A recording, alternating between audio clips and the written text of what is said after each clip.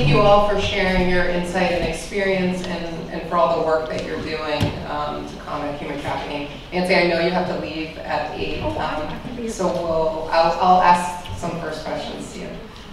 So a lot of you touched on the fact that human trafficking spans kind of all demographics. Oh, she's just asking me. Yeah. I'm so sorry. I want to stay here because I have so many comments with everyone's incredible presentation.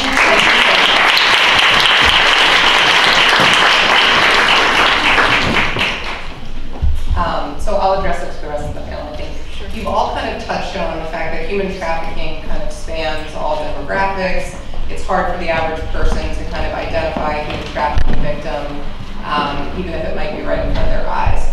Are there any kind of common circumstances or vulnerabilities that you see in people who become victims of human trafficking? Well, something that, when doing my research, there's one thing that, there's one thing that people always say about sex trafficking victims is that they're vulnerable. And for like the large majority of it, I mean, the statistic isn't in my head right now, but it's somewhere like 80–90%. It's a really high majority. They've been victims of child sex abuse first in the home, usually by their parents or a neighbor, any type of molestation or rape by a child. So those children are much more primed to be trafficked because they're used to being exploited. They know what it's like. They've already, lost control of their body and lost the meaning of it. So it's a lot easier to be sold after that. Also, children who are coming from broken homes where you're having parents who are kind of absent, maybe some substance abuse issues, you're a lot more vulnerable to that because you're already used to having absent adults in your life and taking care of yourself. So when a trafficker comes around, and then you really get into it where a relationship will form between the trafficker and the victim.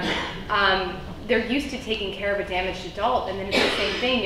You're providing what this adult needs for you, And I'll make it quick. But one story that somebody told me who was trafficked, and she was trafficked back in the 70s and the 80s in New York City. She was a runaway kid. She was raped by her father and her brother.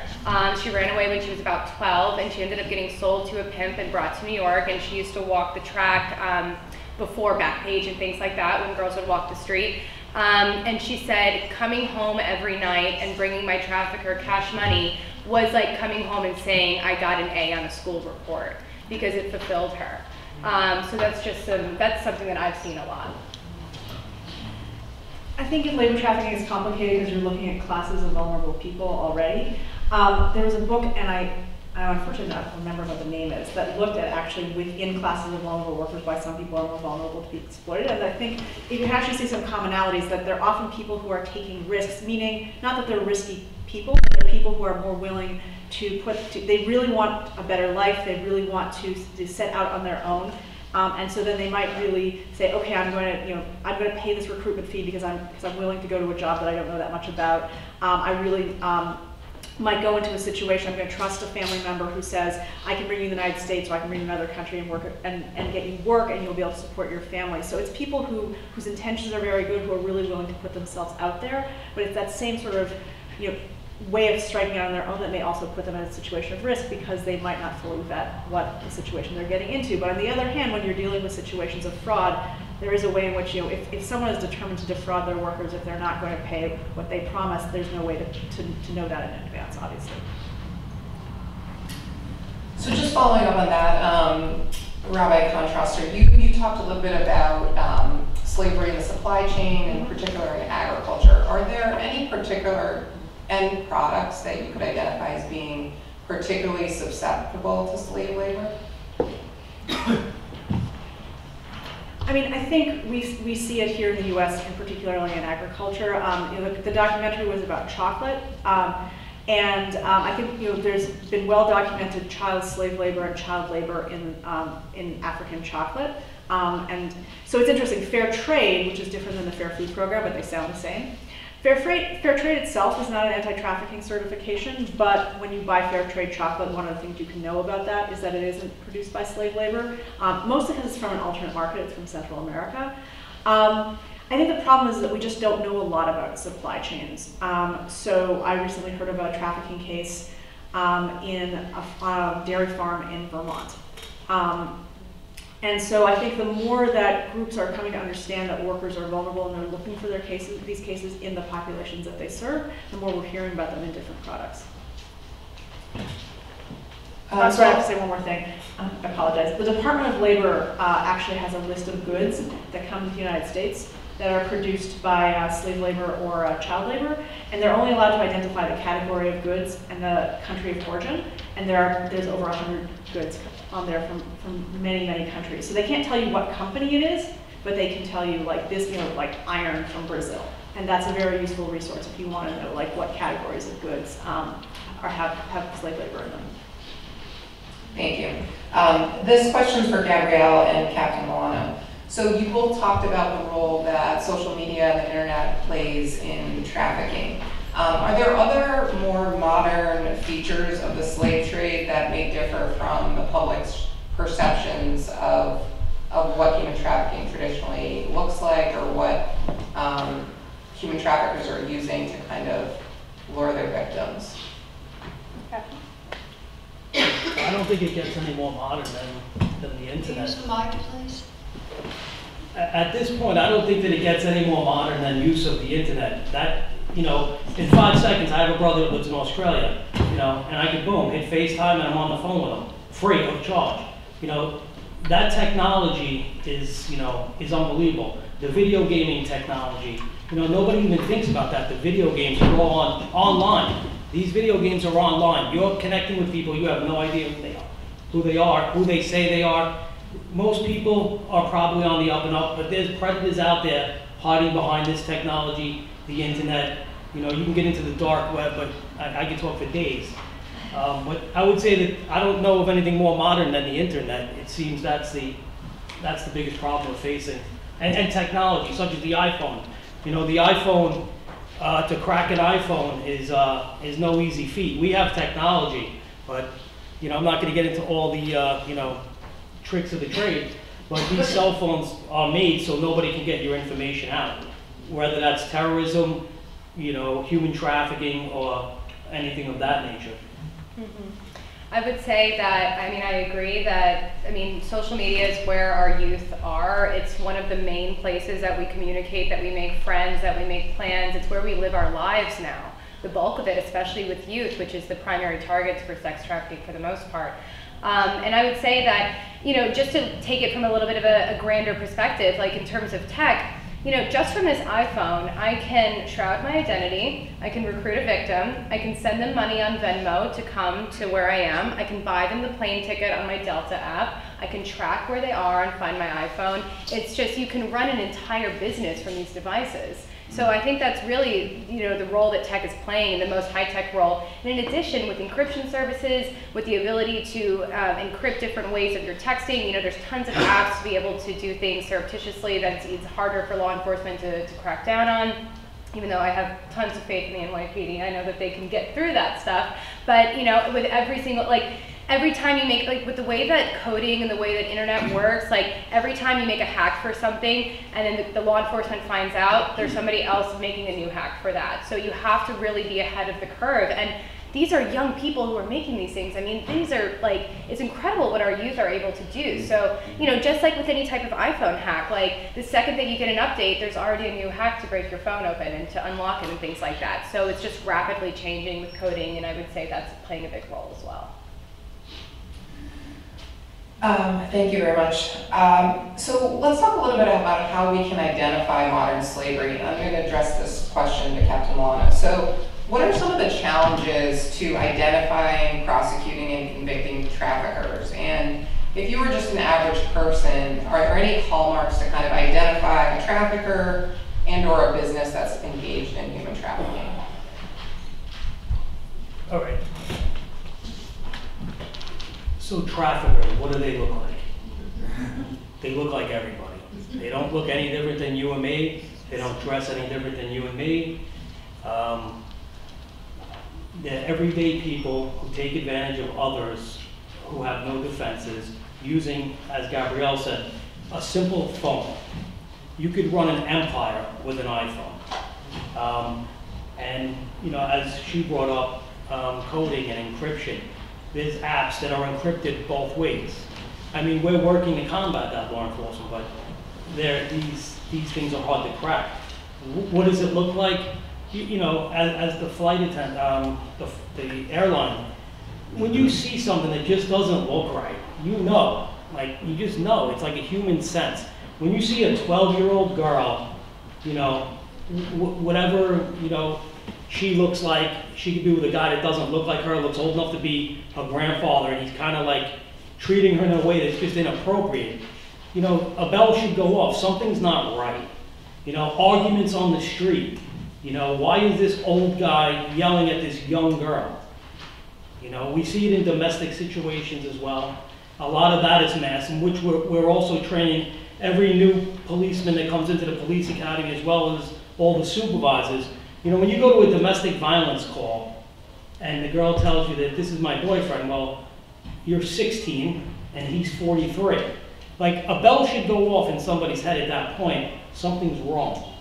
But on the streets, you know, we like to talk about, like, some parents, you know, some parents aren't really involved in, you know, yeah, they're providing a great life for the child, but if you didn't buy your child $200 sneakers, her nails are done, her hair is done in a way that you didn't send her off with, you know, you should ask some questions. Something is wrong. Somebody else is buying this child these items, you know, but there's so many different ways that this could occur. You know, you're in a restaurant and again, you see this, you know, and you don't want to tread on something that could be just somebody's uncle taking them out for dinner, but there's other signs other than the age disparity to usually go along with it. They're not usually treating them in an appropriate manner.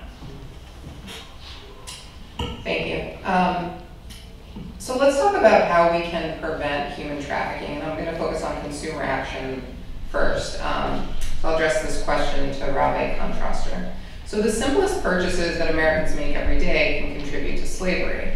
How can consumers use their purchasing power to influence corporate behavior to eliminate slavery in the supply chain? And what strategies do you think are most effective in influencing companies' behavior? I think the strategy that's most effective in influencing companies' behavior is that telling them that it's good for their corporate reputation if they do it, right? But they've got to see why it's good for them.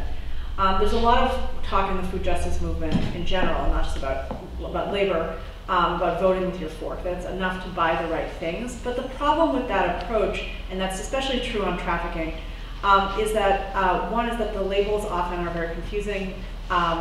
We don't know what they mean. A lot of them are voluntary. And a lot of corporate social responsibility efforts on trafficking are very surface level. They might go onto a site, interview one or two people, and they also aren't dealing with the root causes of trafficking. So they might tell a corporation, well, your supply chain is slavery free, but they haven't dealt with the worker exploitation issues that cause that. And I work with one group I work with called the Interfaith Center for Corporate Responsibility has done work with another organization called Know the Chain that looks at corporate benchmarks in slavery and supply chains, and a lot of them are not meeting their own, requirements for reporting. There's a bill called the California Transparency in Supply Chain Act, which unfortunately the Representative Maloney from New York was trying to get the national version passed, and it never really made it anywhere in Congress. And it was simply to ask corporations, the California bill was simply to ask corporations to post on their website, what is your anti-trafficking policy? And you could actually have posted, we have no policy. And why was California important? California is the 8th biggest economy in the world, and it was for corporations that did over $100 million worth of business, so every big company in the world. And corporations fought that. It was simply a transparency initiative about what their policy was. So clearly we need something more than just asking corporations to do the right thing.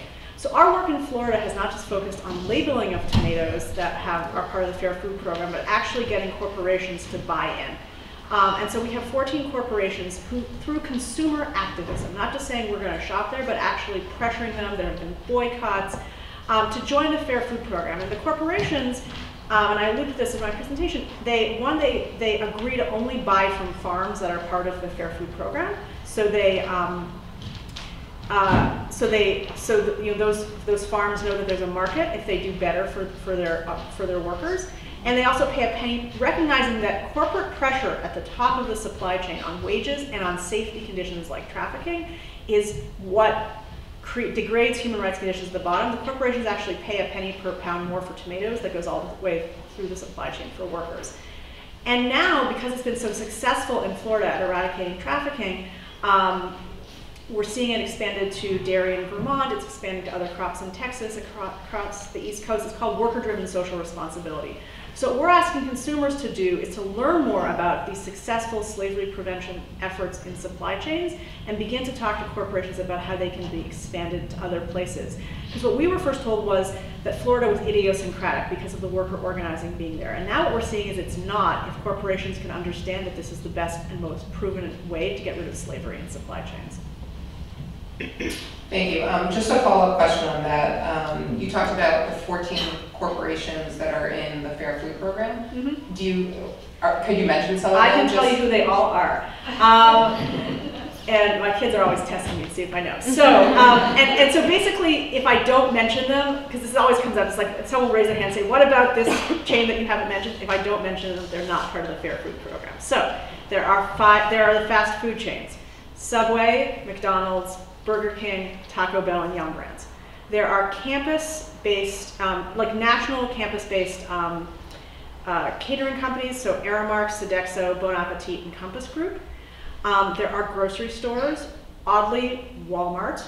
It's like the only worker agreement they've ever signed is with the Coalition of Immokalee Workers, and they're instrumental in the Fair Food Program's expansion beyond Florida, so it's very odd, but it's true. So Walmart, Trader Joe's, Whole Foods, Fresh Market, which is a very small chain that there's like one or two up here, but it's mostly in the South, and the parent company of Stop and Shop and Giant. We are currently targeting, I'll get in deep trouble if I don't say this, we're currently targeting Wendy's, which is the only major fast food chain that has not joined the Fair Food Program, and if anyone is interested, there's a protest at a Wendy's here in New York on Saturday night. Come see me. Thank you very much. This question I'm actually going to open up to the whole panel, and it was discussed a little bit in people's presentations. So President Trump recently signed a new sex trafficking legislation into law, which gives prosecutors stronger tools to go after sites similar to Backpage.com and to suspend liability protections for internet companies for the content on their sites. Do you think this new law will have a meaningful impact on combating web-based solicitation, and what other measures would you recommend? Well, there is one thing I can speak to. The Communications Decency Act, which is like the First Amendment for the internet, is what allows a lot of this rampant abuse to happen. Like, the reason why you can Google child porn and find child porn is the reason why is because the web host can't be held responsible for the content that the user posts. So they can take a hands-off approach, and it's like, hey, the user posted it, I'm not responsible, so the domain, the provider isn't responsible. So, you know, what President Trump signed is an important thing for sex trafficking victims and for sex trafficking work, because it allowed for Backpage to be shut down. I mean, even Craigslist took down their personal section. It was big. It's a big deal. But what I would say is that, you know, looking at the Communications Decency Act, like, even besides trafficking, like, the non-consensual photography. That's the reason why revenge porn is able to flourish, is because any provider can be held responsible. Google, I wrote a story about this, at the 11th hour used lobbyists to cancel a bill that would criminalize it. So we have to look at big tech and the role that they're playing in this. It's much deeper than just this bill. There's so much more to this. And all of these companies that we use, I mean, I use Google every day, but they're the reason why revenge porn is online. They're the reason because they don't want to be held responsible for this type of content, and they're protected under the CDA. So that is a really important thing, and if you don't know about it, learn more about it. Thank you. So this will also open this up to the whole panel. What can the public do to help combat human trafficking? And what should one do if they think they may have spotted a human trafficking victim? Call the hotline. Yeah, the National Anti-Trafficking Hotline. Polaris, which is a national anti-trafficking organization, runs a hotline for for trafficking, both for trafficking victims and for the public, and it's really worth knowing the number, especially if you think it might be a trafficking case and you're not sure what to do. You shouldn't confront the traffickers yourselves. That would be a very bad idea, but they can, and they often, like, for example, they might know who's operating in the area. Like, I always get concerned, I live in the suburbs, when I see magazine crews, right, like, and some of those are who employ teenagers are trafficking victims, then I call the hotline. It's like, do you know who's operating here? Are they legitimate? What's going on? Can I just add something, Nancy, since Nancy's not here, but it's relevant to this, and she asked me to tell everybody. I'm sorry. In the case where the young woman was flying from Sacramento, she said the ticket agent actually didn't handle it exactly correctly because she showed her concern and her panic. And so the young woman texted the trafficker who destroyed all the evidence. So in that case, for example, the agent should have said to the young woman, oh, how wonderful, come hang out in the ambassador's lounge. I'm upgrading you, hang out in the ambassador's lounge while she alerted the authorities. So I wouldn't have thought of, just playing it cool while you somehow alert the authorities. In addition to that, the mayor and the first lady, who is a big advocate to fight human trafficking, we also created an NYPD human trafficking hotline. We left some cards out there on the table. That number is 646-610-7272. It's on the back of the program. Oh, okay. I didn't see the program. It's good you know the number. Yeah. Great, thank you all very much. And then Brigitte, I'm going to ask you a question. So you have an amazing story. What advice would you give to somebody who has, becomes a victim of human trafficking?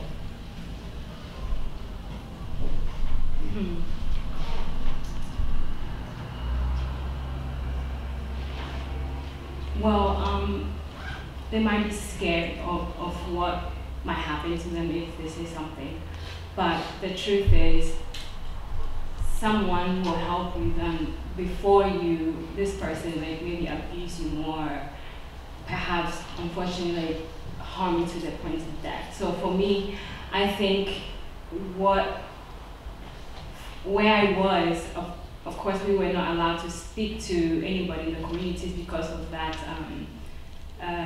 People were fear was the main thing that they used in preventing people from talking to us. So you might have a lot of fear, but at the same time, I think I will advise that you say something or anything at all.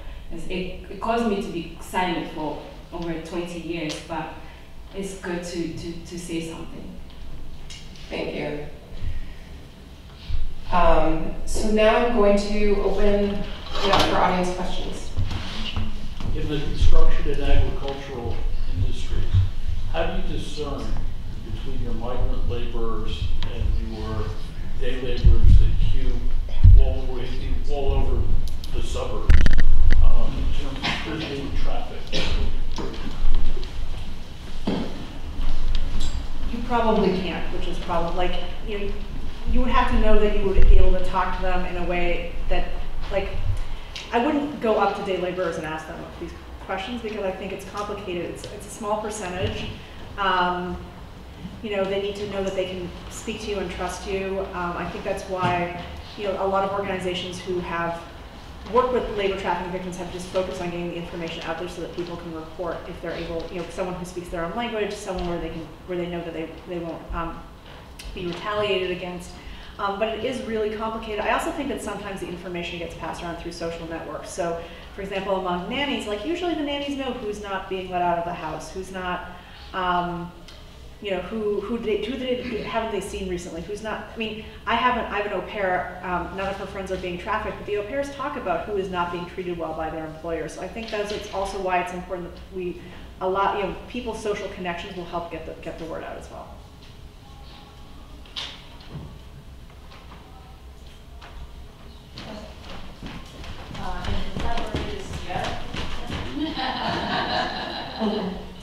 February this year, President Trump vowed to end human trafficking, and in March he suggested to eliminate the Interagency Council on Homelessness. And his move was widely criticized by anti-poverty advocates. So my question is there a relationship between trafficking and homelessness? Oh yeah, definitely, I can speak to that. There is about like at least 1 in 3 kids who are homeless will be petitioned will be petitioned by a trafficker on the very first night on the streets. That is something that tons of researchers have found in multiple cases. So there is an absolute correlation between homelessness and trafficking. Most of the time, kids who or people who are homeless are obviously desperate. They don't have a home, they don't have money, so they're much more susceptible, for example, to take a risk into a risky job opportunity, or to get lured in by a guy who's like, hey, come stay at my house, I'm gonna take care of you. Oh, but you work for me now, you know, and that's how it happens. So there's absolutely, homeless youth are at a much higher, especially homeless LGBT youth, are at a much higher rate of being susceptible to being trafficked. So yes, that is 100% a thing.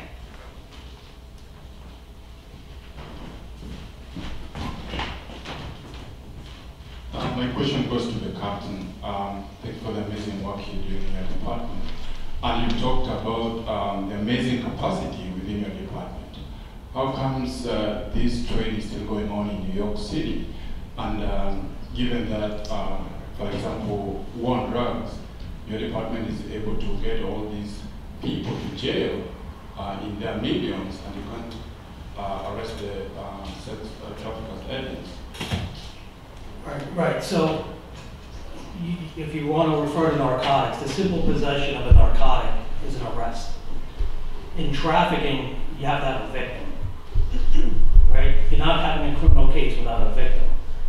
So, if we don't have a victim, we could build cases on traffickers, paper cases such as electronic cases, based on the data.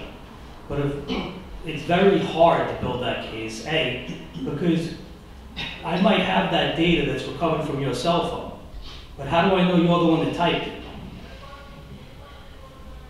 Who's behind the phone when the messages are being typed?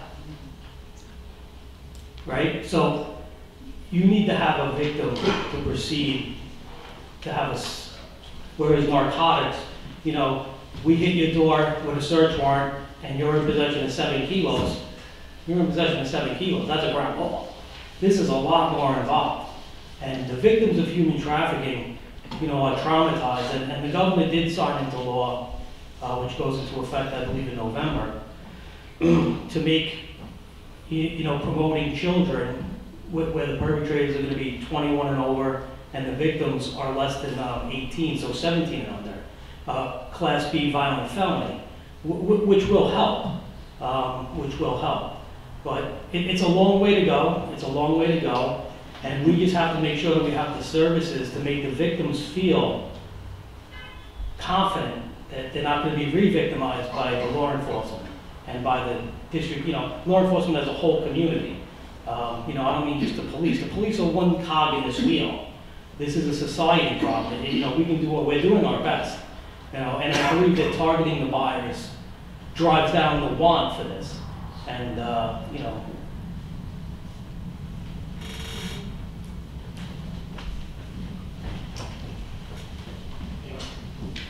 This is a question for the inspector. So what steps are being taken to not criminalize victims who are forced to commit a crime at trafficking? Right, so we are not, the New York City Police Department is not targeting sex workers, period. However, with that said, sometimes you need to go out to the track. I don't know if everybody in here is familiar with what that term means. That term is alive and well in New York City. There are locations, I'm not going to get into what boroughs and what streets, you know. We don't need any people driving around to get a look at what's going on. But that's where the girls, you know, are walking out there in the street. You know, not on the curbs, because part of the rules is you have to be in the street. You know, so I have guys tonight that'll be working all night, you know, in different boroughs. You know, but in order to build a case, sometimes you have to arrest a sex worker. Now that arrest will be voided. It'll be voided. There'll be no record of it. It'll be sealed. But, you know, sometimes you have to throw the ball down the field to get into the end zone. And, you know, we try different measures to do that. But the steps we're taking is to not arrest, and then when we get the girls or boys, is to make sure we have somewhere to put them, make sure that they feel secure and want to proceed, because these cases aren't, you know, I know on TV everything is solved in usually 28 minutes with 4 commercials, but unfortunately, that's not the case. You know, when you execute search warrants on social media and then to go through hundreds of thousands of records, it's a time-consuming, lengthy process. And we have to keep these victims along for that whole process. And sometimes that process, unfortunately, outlives the participation of somebody being a victim. They want to get on with their life, and you know, I don't disagree with that. Sometimes, you know, we have cases that are years old that take a long, you know, and then there's the criminal justice process itself, where, you know, these perpetrators can just keep delaying, and they wear out the victim as well. So there's a lot of issues, and you know, we're working, every step is in the right direction, from the president to the governor to the mayor. I think a lot has been done, and if everybody knows, sex trafficking wasn't even on the books up until, I want to say it was 2007. So, you know, this is a relatively new thing to speak of. Although it's not new, you know, the legislation is just catching up. Captain, are you able to get big data to work with you? And how do you deal with invasion of privacy when looking for language patterns that seduce the kids in social media? That's a good one. You know, look, we're only brought the cases that are brought to us when somebody comes forward. You know, are we on the internet? You know, as I said earlier, I have 9 people covering the city of New York for the citywide human trafficking team. Then I have the FBI team, which has several FBI agents and several detectives. So are we, you know, trolling? Yes, we troll. And what we also do, I don't know if this answers your question, it's a tough question, is like on child exploitation, are we trolling certain language? There is a, you know, a fine line between entrapping, if we post an ad. I'm talking about looking for language patterns, similar to Homeland Security, looking for someone that uses the word bomb or trigger or detonator. Right. Like so we don't have a sequence of words that you look for that the transfer between the trafficker and the victim.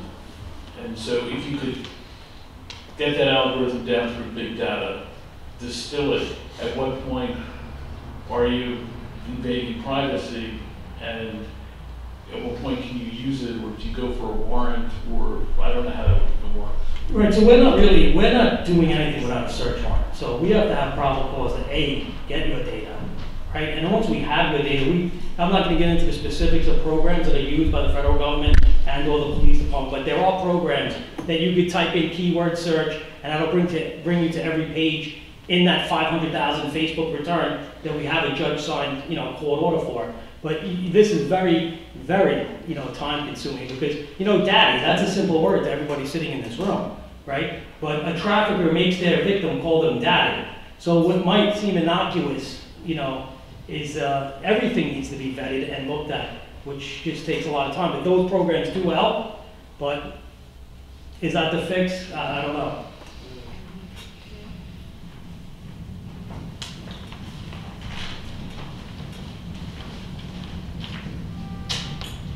I actually have a question for you, Christine. You work in the Queens human trafficking courts, which are relatively new to the city. And I wondered if you could speak a little from your own experience about how that interfaces with the conversation tonight. Sure. So I've been participating in Sanctuary for Families human trafficking pilot initiative. And we basically meet with victims who come into the Queens court and are identified by Sanctuary for Families as being potential victims of human trafficking. As we've kind of talked about today, the victims span all demographics. They speak all different languages, they're from different countries. There's not really one thing that I could say identifies a particular victim. But we sit with them, we talk to them about their story, and we try to figure out whether it actually is a case of human trafficking. We basically are screening the cases to see whether they're potentially available for certain types of immigration relief, whether it be a T visa for a human trafficking victim, U visas for people who have been victims of crimes, asylum clients as well.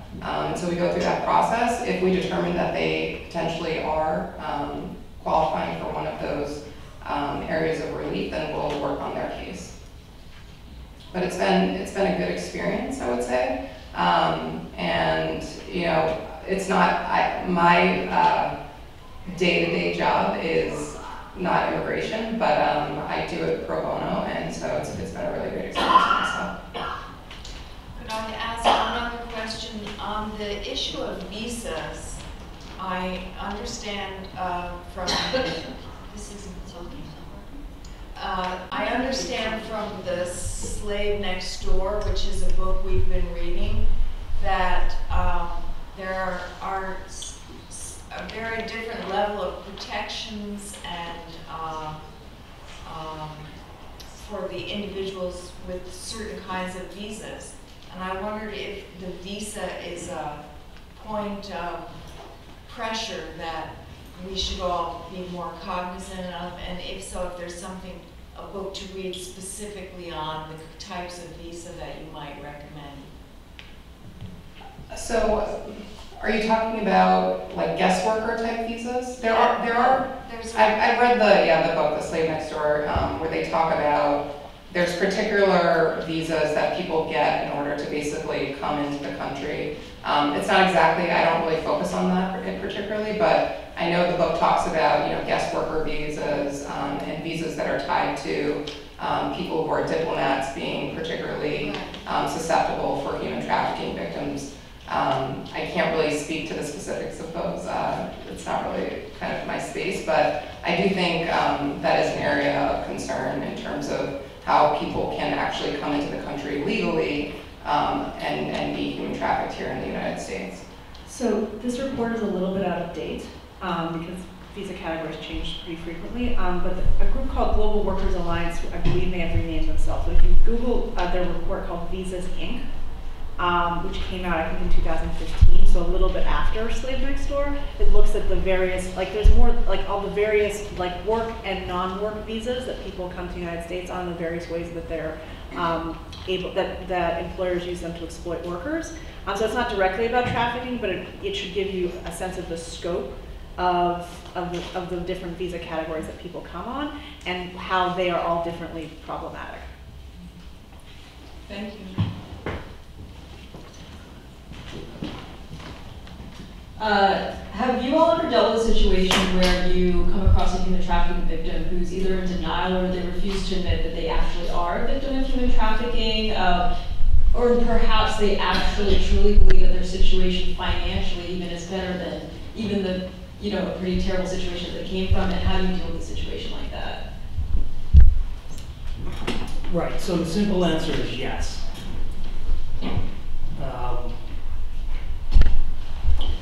Some of these girls think that these people really love them, and they provide that fatherly figure or that husband-wife kind of relationship.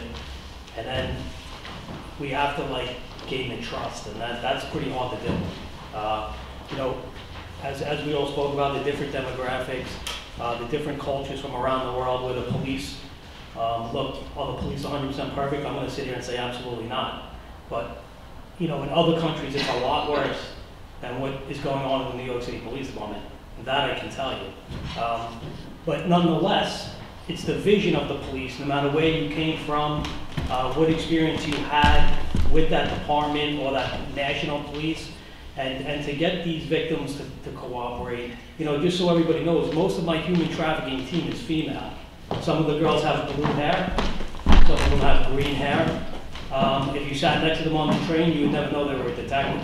And I think that, having the right people in place to deal with human trafficking victims is probably half the battle on each individual case.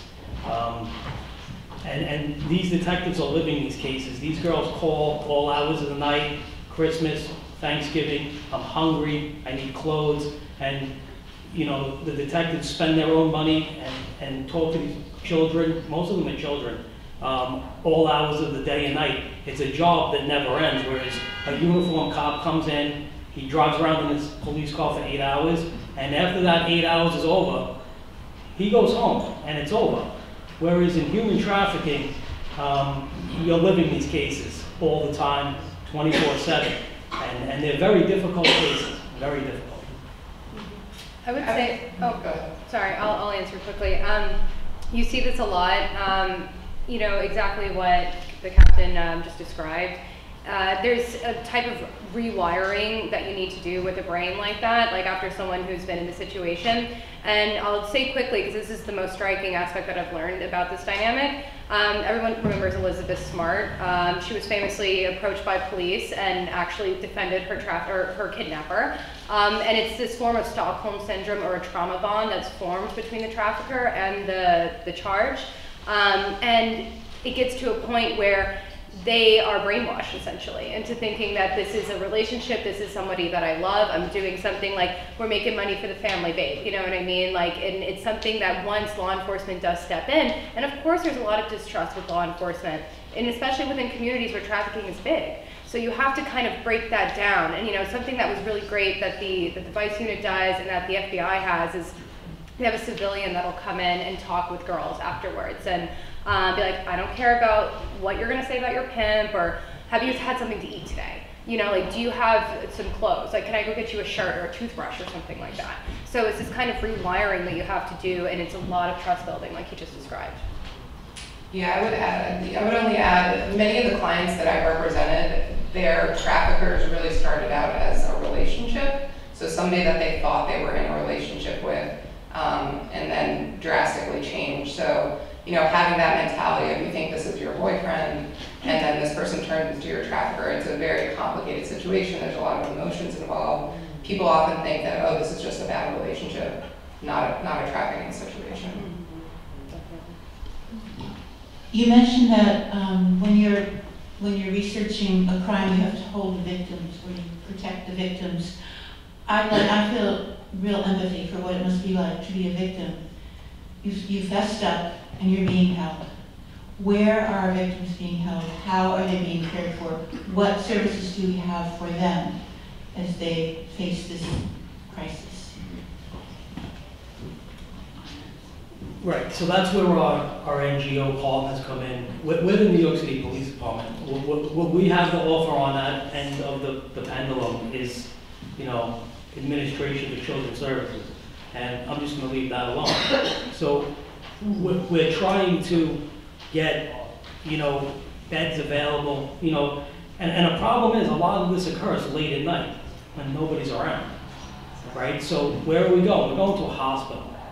We're going to a hospital temporarily, then we're going back to the police station. So we're trying to make better accommodations at the Vice Division, where we have made a nice room, and the FBI also has a nice space for their victims that we share, because, you know, a lot of these victims are running in the same circles.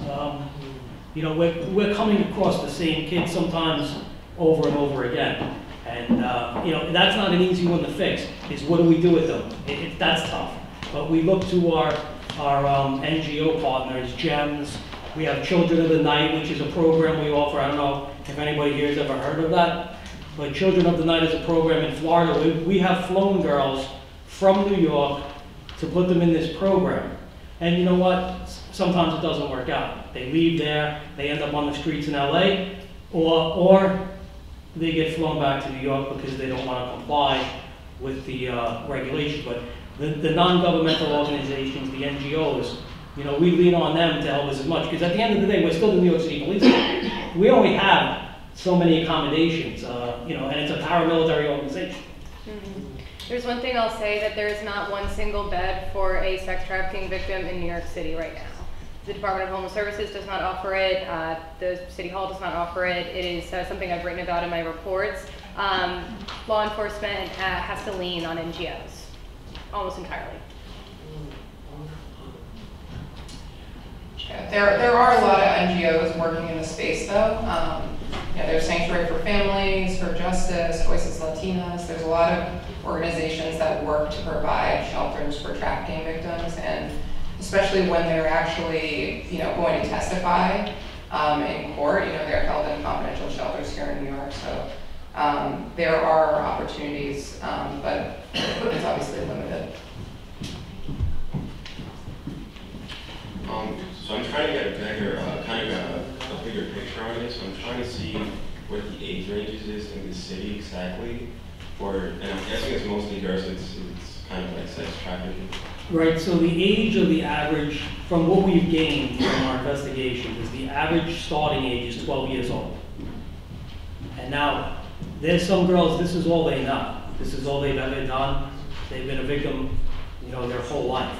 But from the interviews conducted, 12 years old is when a lot of these children get involved or taken into this lifestyle, which is determined on the street, the life, And if you go to a hotel, just next time you go to a hotel, wherever that hotel may be, look around, look around. There's something look out of place, Everybody can help. And you know what? You call 911 if it's not an emergency, But usually if you have a strong enough feeling, some people regret, I should have called. I knew that. I knew something was wrong. That's what we get to. I knew something was going on in that apartment. I should have called, But you have sometimes one chance, you make the best of that chance. But 12 years old is when they start, and they range. You can go all the way up to, there is no, end point, really. Another thing also, from the perspective of, like, the person that's holding this girl, is he doing it mostly because of a mind psychological thing, or is it because he's making a certain amount of money throughout this time? I think it's both. It's manipulation, power, but at the end of the day, all the posts we see are of money. Lots of money. My lieutenant, I wish he was here, he's a great guy, Lieutenant Chris Shaw. He has come up with unfortunately, a good analogy. You could sell a gun one time. You could sell a bag of heroin one time. How many times can you sell a 14-year-old girl?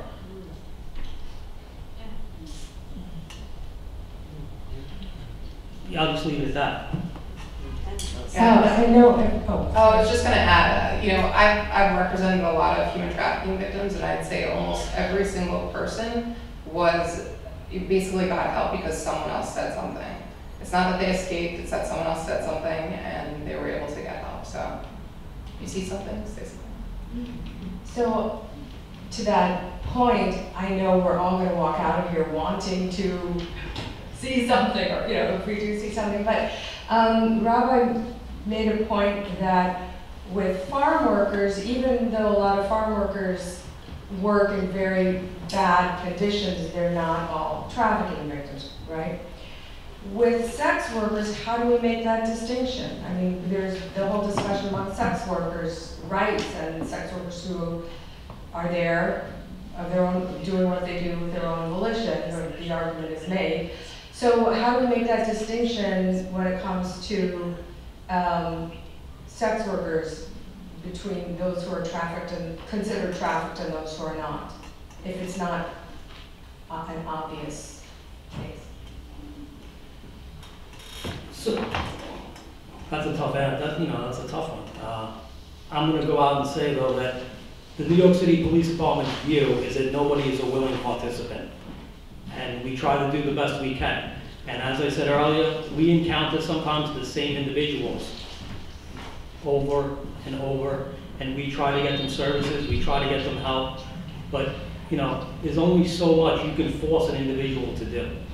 At the end of the day though, we treat everybody as a victim. Now I did say that sometimes you have to throw the ball down the field to build a case on somebody that's victimizing many, many people. And if they're victimizing many, many people, well then you gotta go out and you gotta get your hands dirty and you have to take action. From the perspective of ordinary citizens, if we're out somewhere, because you still do see women in the street sometimes, or young men, how is any time we see someone on the street or a massage parlor pops up in the neighborhood, which happened in my neighborhood last year, do we assume that there's trafficking and we report it? Yeah, right. You know, can I say that you could assume every massage parlor is trafficking? That I cannot say. But what I can say is that you'll see other signs. You'll see signs of guys walking in, and in 15 minutes, almost to the number, they'll be gone, right? So now, I need to go get a massage myself. However, I don't have time. But I would venture to say that a legitimate massage is probably 30 to 40 minutes, right? So you could just look at volume. How many people are going in and out of this location? And, you know, and look, I'm not going to say we don't have people that are looking at this stuff, because they are, and they call us. And we, you know, the local level, that would be dealt with on the local level, which would be a vice module. You know, we have undercovers, we send them in there, and they try and, you know, make an agreement with the person giving that massage for other than a massage. And then, you know, we move in there, and the approach has been more now, right, not to arrest the girls, because they could possibly be victims of sex trafficking. It's to try and get the, you know, promoters, the people behind the curtain, right? So we try and use different tactics on how to follow the money, right? If they're just a cash business, that's probably a problem, right? Because you don't want me to use my credit card, because, you know, we can trace your credit cards. You know, they don't have any phones, you know. Wow, that place was gone in a week, you know. But I would say for an average person who just is curious about this kind of stuff, is that if you see men, because it's mostly men, there are women as well, but, you know, let's call it for what it is, walking in and out of these locations in short time bursts, something's probably not right, and that warrants a call. And then the way that works is, when you call 911 on something such as that, you know, usually a uniformed policeman is not going to show up, because they're not equipped to deal with that, you know. So it'll get routed. Unfortunately, that takes a little bit of time. You know, it has to go from this person, that person looks at it, deems the information credible, or, you know, makes a decision on where that should go. Narcotics, vice, whatever other unit, you know, so, you know, there's a lot of other things going on. So, you know, do they look like they're proper, have the proper windows, you know, not like consumer affairs stuff when you walk into the establishment. There's a lot of other trivial things that go into having a legitimate business in New York City. And if you walk in and you don't see any of this stuff, you know, consumer affairs complaint number, you know, the rescue stuff, the stuff for breathing or pregnancy, probably something's wrong. Yeah, and if you see girls on the street, like anyone who's under 18 cannot consent to being sold. So that's one indicator right there. I mean, is if they're underage, then they're a trafficking victim. And on that note, right, that's deceiving, because like I said, I send out 33-year-old women who look like they're 12. You know what I mean? So, you know, just make sure you take a good look. You know, look for other indicators. You know what I mean? Because sometimes it's not what it appears to be. Just be diligent and think twice. And you know what? At the end of the day, we're all the same. We're all human. If you have that gut instinct, something is not right, it's probably not. You know, that lottery deal, it's probably not right, you know? and unfortunately, that's what entraps some of these young girls and or boys, is, you know, they're mesmerized by the lights of Times Square, you know? And they think that this is the greatest thing. I'm gonna, you know, just to go off topic for a quick second, we had a girl from upstate New York, regular middle income family. This is great, we're gonna take a road trip to New York City. Who's better than us? I'm 14, my compadre here is 15, and where do they end up? In a trap house in the Bronx, basically being told, this is what you're gonna do. So sometimes it just starts out as an adventure, you know, but if you see two young girls, you know, walking around the streets late at night, you know, call the police, let them deal with it. That's what they get paid to do, you know, because as we spoke about, some of the girls are homeless, they have nowhere else to go, or they're running away on this adventure that they didn't think out, they didn't foresee, wow, it's a little cold in New York, it's a little windy in Times Square, what am I gonna do now? And these guys are waiting, just so everybody knows, and if you use any of these places, Penn Station, the bus terminal, they're waiting for these children to arrive in New York City, unbeknownst that, you know, this is what they're looking to do to them. These kids are showing up from Idaho, you know, wherever. But the transportation hubs are a problem. And we work with our partners in Port Authority, you know, but that's, you know, how many cops are out there at any one time? You know, not many, not enough. So, you know, 2 eyes is never enough eyes. That's. Which bar have you guys had the most cases So it seems we have so most cases, right? But you can't just judge it on a case. You have to judge it on where the people are calling. So the Bronx, we have a lot of cases, as we do in Brooklyn. Manhattan, not as many, but those would be the two boroughs on the forefront. But as I said, I have cases all over the country. I have cases in Suffolk County, Long Island, because at one point they were trafficked in New York City, putting them in the Southern District of New York. But at this point they've been moved to Suffolk County. So it's all over, but we get a lot of calls from the Bronx and Brooklyn. Thank you to all of our panelists. We appreciate all your experience and insight.